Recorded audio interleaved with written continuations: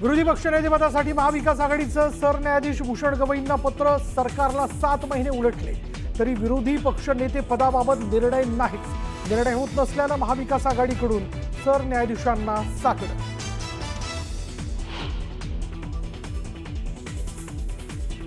विरोधी पक्षनेतेपदाचा मुद्दा चर्चेत न घेतल्यानं विरोधकांचं विधान भवनाच्या पायऱ्यांवर आंदोलन. जोरदार घोषणाबाजी करत विरोधकांनी सत्ताधाऱ्यांना डिवचलं.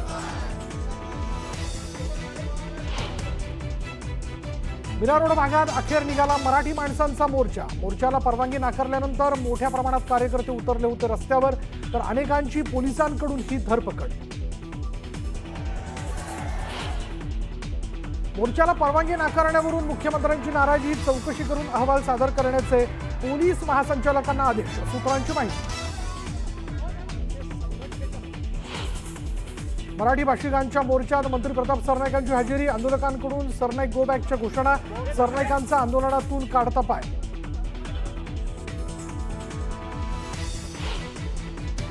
मोर्चा काढणाऱ्यांचा हेतू वेगळा असेल म्हणून पोलिसांनी परवानगी दिली नाही. भाजप आमदार नरेंद्र मेहता यांचं विधान. मीरा रोडमधील आंदोलनानंतर मनसे नेते शिवतीर्थवर राज ठाकरेंच्या भेटीला. संदीप देशपांडे आणि नितीन सरदेसाई शिवतीर्थवर दाखल. विधानसभेच्या विरोधी पक्षनेतेपदाच्या मागणीसाठी विरोधक आक्रमक. चीफ जस्टिस न्याय द्या असं म्हणत विधान भवनाच्या पायऱ्यांवर जोरदार घोषणाबाजी.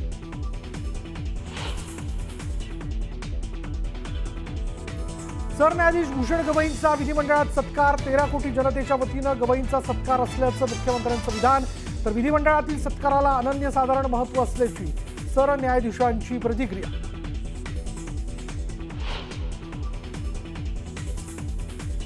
आईचा निष्काळजीपणा बेतला मुलीच्या जीवावर. छोटी मुलगी घराच्या खिडकीतून पडता पडता वाचली. पुण्याच्या कोथरूडमधील धक्कादायक घटना.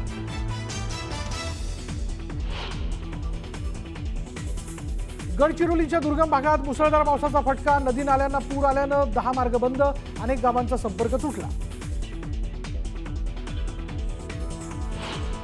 महत्त्वाच्या बातमीने सुरुवात करूयात. विरोधी पक्षनेतेपदासाठी महाविकास आघाडीने थेट सरन्यायाधीशांकडे धाव घेतलेली आहे. महाविकास आघाडीकडनं सरन्यायाधीश भूषण गवई यांना पत्र देण्यात आलंय. सरकारला 7 महिने उलटले तरी विरोधी पक्षनेतेपदाबाबत निर्णय घेण्यात आलेला नाही. निर्णय होत नसल्यानं महाविकास आघाडीकडून थेट सरन्यायाधीशांना साकडं घालण्यात आलंय. आणि त्याची जी दृश्य आपण बघतोय, विरोधी पक्ष नेत्यांकडनं आज सरन्यायाधीशांना पत्र देण्यात आलं. विरोधी पक्ष नेतेपदाबाबत अजूनही निर्णय होत नाही याबद्दलची तक्रार त्यांच्याकडे देण्यात आलेली आहे. 7 महिने उलटले तरी विरोधी पक्ष नेतेपद जे आहे ते अजून नियुक्त करण्यात आलेलं नाहीये. त्यावरती व्यक्ती नियुक्ती करण्यात आलेली नाहीये. आणि हा निर्णय होत नसल्यानं महाविकास आघाडीकडनं थेट सरन्यायाधीशांना साकडं घालण्यात आलेलं आहे. आणि यावेळी आपण जर पाहिलं तर विरोधी पक्षातील नेत्यांनी त्यांची भेट घेतलेली आहे. त्यांना पत्र देऊ केलेलं आहे.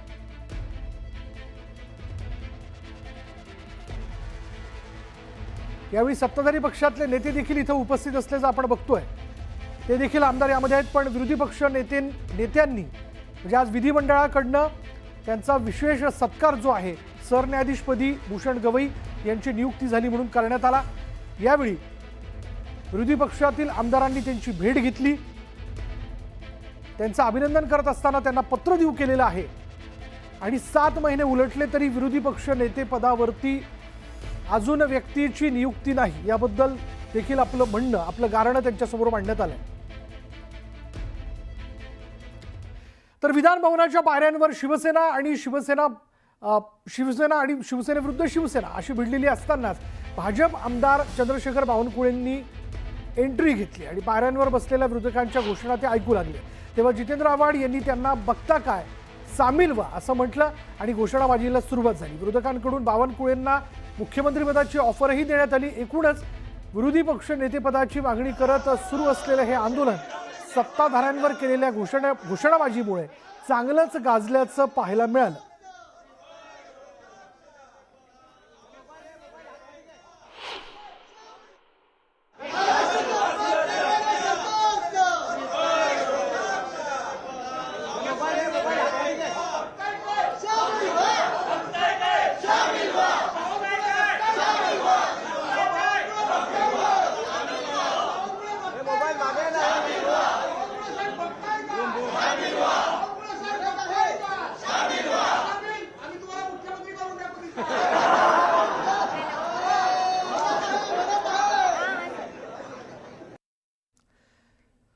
विधिमंडळाचं पावसाळी अधिवेशन सुरू आहे. मात्र या अधिवेशनात देखील विरोधी पक्ष नेतेपद रिक्त आहे.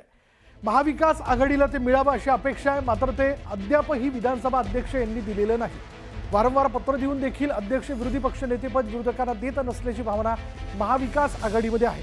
अशातच विरोधी पक्षपदावरून विरोधक आक्रमक झाले. थेट सभागृहात अध्यक्षांना जाब विचारला गेला. विरोधी पक्ष नेता का निवडला जात नाही असा सवाल भास्कर जाधव यांनी केला आणि त्यावर नार्वेकरांनी त्यांना उत्तर दिलं.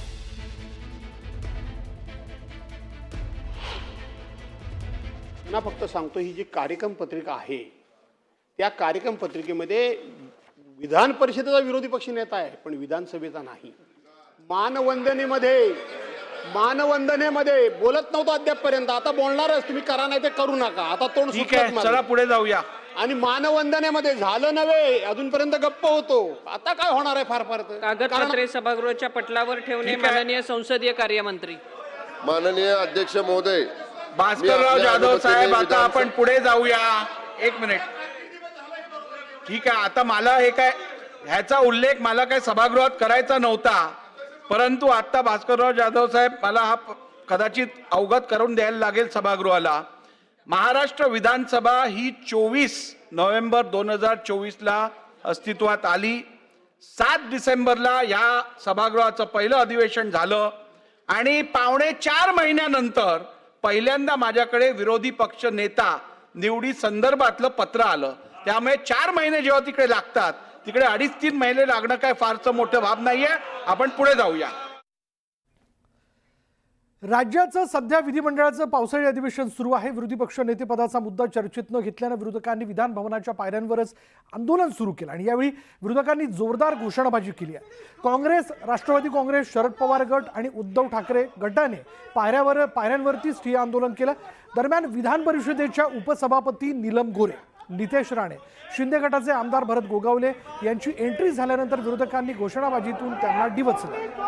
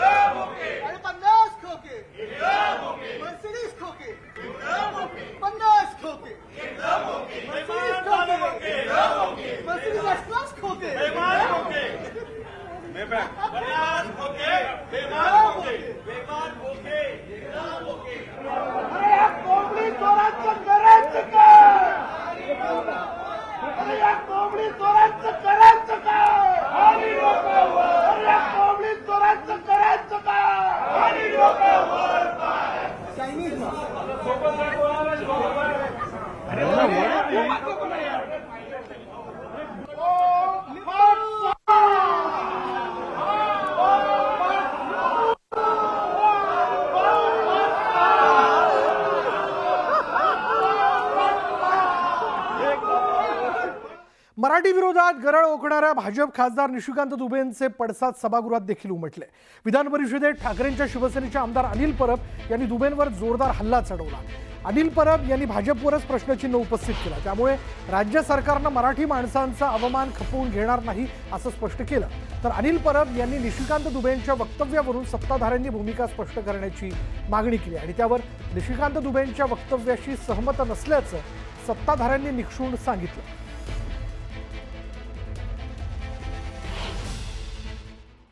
नाहीतर निवडणुकीच्या पूर्वीची ही तयारी चालू आहे. हा जो कोण आहे ना माणूस, त्याला एकदा बोलवा महाराष्ट्रात. कुत्रा, महाराष्ट्राच्या माणसाला कुत्रा म्हणतोय. अरे वाघ जरा काही जखमी झाला, हे जंगली कुत्रे सगळे उभे राहिले. खासदार दुबेंच्या वक्तव्याशी आम्ही कोणीही सहमत नाही. आम्ही देखील महाराष्ट्रामध्ये राहतो, आम्ही देखील मराठी आहोत. जसं त्यांना मराठी भाषेबद्दल अभिमान आहे, तसं आम्हाला देखील अभिमान आहे आणि म्हणून आमची भूमिका सरकार म्हणून आम्ही मांडलेली आहे. आम्ही कुठच्याही त्यांच्या वक्तव्याचं समर्थन केलेलं नाही. हे स्वतः काल आशिष शेलारनी विधानसभेमध्ये जाहीर केलेलं आहे.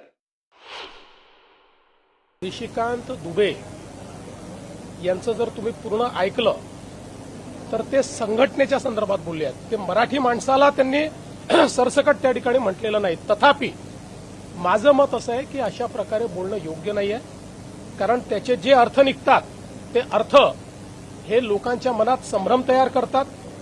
मी पुन्हा एकदा सांगतो, की मराठी माणसाचं ऐतिहासिक योगदान या महाराष्ट्रामध्ये प्रचंड मोठं आहे